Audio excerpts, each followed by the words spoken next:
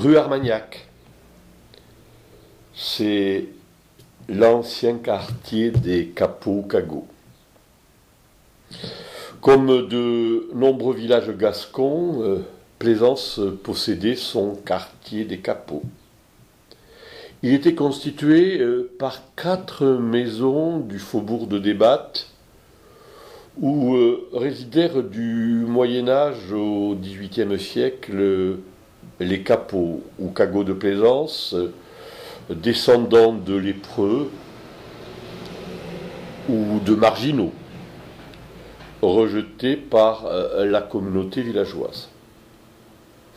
Les capots, appelés cagots en Béarn, ou crestias même, étaient astreints à 3 obligations. Vivre à l'extérieur du village, dans un quartier spécial, une cagoterie.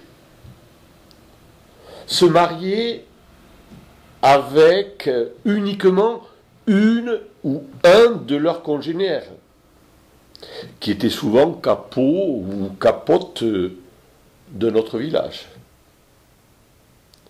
N'exercer que certains métiers, et notamment ceux du bois.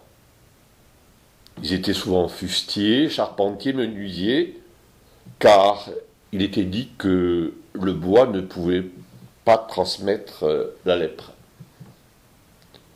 Les capots de Plaisance, selon la tradition orale, rejoignaient les églises de la ville, et notamment Saint-Nicolas, par un chemin spécial, le chemin des lépreux qui longeait la rivière en aval du pont actuel.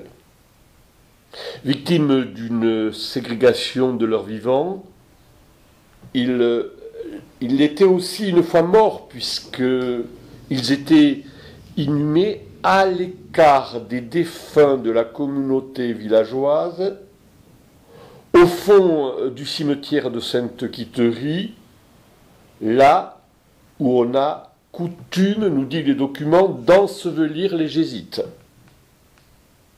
Signalons que le petit pont qui enjambait le ruisseau des Péjous, par lequel coule aujourd'hui le canal de Cassagnac, s'appelait autrefois le pont des Capots. Au nord de ce quartier, on peut admirer l'élégante chartreuse que fit construire Joseph Magin, juge de paix de Plaisance sous le Directoire. On ne visite pas.